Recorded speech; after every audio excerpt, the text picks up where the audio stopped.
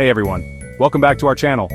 Today, we're diving into a super important topic for all you college students out there. How to afford college without racking up massive debt. There are pathways, resources, and strategies that can make higher education accessible without mortgaging your future. Think of this video as your trusty compass and map, guiding you through the sometimes bewildering yet ultimately navigable terrain of college funding. So get ready to learn about scholarships, grants, and the intricacies of financial aid, because knowledge is your most powerful tool in this journey. Let's embark on this adventure together, shall we? The pursuit of knowledge is noble, and affording it shouldn't be a Herculean trial. Alright, let's kick things off with perhaps the most exciting form of college funding: scholarships. Why exciting? Because scholarships, my friends, are essentially free money. Unlike loans, this is money you typically don't have to pay back, which is objectively awesome. Now, when we say scholarships, it's not a monolithic entity. The most commonly known are merit-based scholarships. These are awarded for academic achievement, think high GPAs, stellar standardized test scores, or being top of your class. But what if you're not a straight-A valedictorian? Fear not. There are need-based scholarships which, as the name suggests, are awarded based on your financial situation. Then you have athletic scholarships, the stuff of sports movie dreams. If you can throw a perfect spiral, sink a three-pointer under pressure, or run like the wind, there might be a scholarship waiting for you. Let's not forget about scholarships for the creatively inclined. Are you a budding artist, a prodigious musician, a compelling writer, or a visionary filmmaker? Many institutions and private organizations offer scholarships to nurture these talents. Community service scholarships are another fantastic avenue. If you're passionate about giving back, volunteering your time, and making a difference in your community, there are scholarships designed to recognize and support that dedication. And the diversity of scholarships continues. There are identity-based scholarships, which can be for students of particular ethnicities, genders, LGBTQ+ students, or those with disabilities. Employer-sponsored scholarships are also worth investigating. Some companies offer scholarships to the children of their employees, or even to employees themselves who are pursuing further education. Many universities offer their own institutional scholarships specific to that college or university. Speaking of specific programs, there are program-specific scholarships too. If you know you want to major in, say, engineering, nursing, education, or computer science, there are often scholarships available exclusively for students pursuing those fields. Don't overlook essay contests that offer scholarship money as prizes. And then there are the wonderfully weird and unusual scholarships. Scholarships for being tall, for being left-handed, for making a prom outfit out of duct tape, for aspiring to be a professional clown. So, how do you find these magical money trees? Your first stop should often be your high school guidance counselor or your college's financial aid office. Next, harness the power of the internet. Don't forget to look locally. Community organizations, local businesses, Rotary clubs, Lions clubs, religious institutions, and even local foundations often offer scholarships specifically for students in your area. When it comes to applying, the golden rule is to start early. And for those applications, read the instructions with the focus of a hawk spotting its prey. Tailor each application to the specific scholarship. A generic one-size-fits-all approach rarely impresses. Now that we've explored the glittering world of scholarships, let's turn our attention to their equally awesome cousin grants. Like scholarships, grants are a form of financial aid that, crucially, you generally don't have to repay. So, what's the main difference between a scholarship and a grant? While there's some overlap, a common distinction is that scholarships are often merit-based, awarded for academic, athletic, or artistic talent, while grants are typically need-based. The most significant source of grant funding, particularly in the United States, is the federal government. The big one here is the federal Pell Grant. Pell Grants are awarded to undergraduate students who display exceptional financial need and have not earned a bachelor's, graduate, or professional degree. To apply for a Pell Grant, and indeed most federal aid, you absolutely must fill out the FAFSA, the free application for federal student aid. Another important federal grant program is the Federal Supplemental Educational Opportunity Grant, or FSEOG.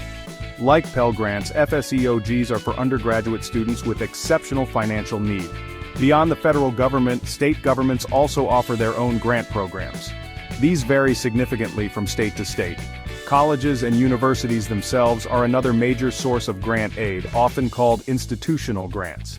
When you apply for financial aid at a particular school, they'll use your FAFSA information, and sometimes their own forms like the CSS profile, to determine your eligibility for their own grant funds.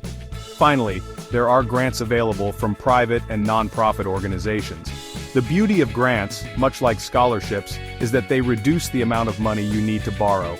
So, when you're thinking about paying for college, remember that grants are a critical piece of the puzzle. It's also important to understand that grant eligibility can change from year to year based on your financial circumstances and the availability of funds. Remember, the goal here is to minimize debt. Grants are your best friend in this endeavor, alongside scholarships, so embrace the grant application process.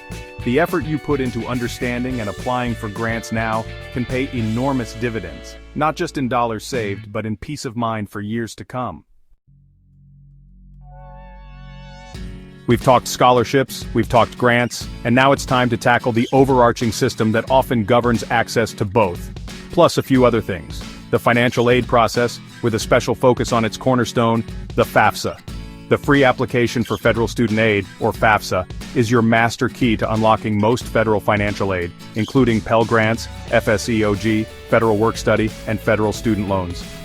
Many states and colleges also use FAFSA information to determine eligibility for their own aid programs.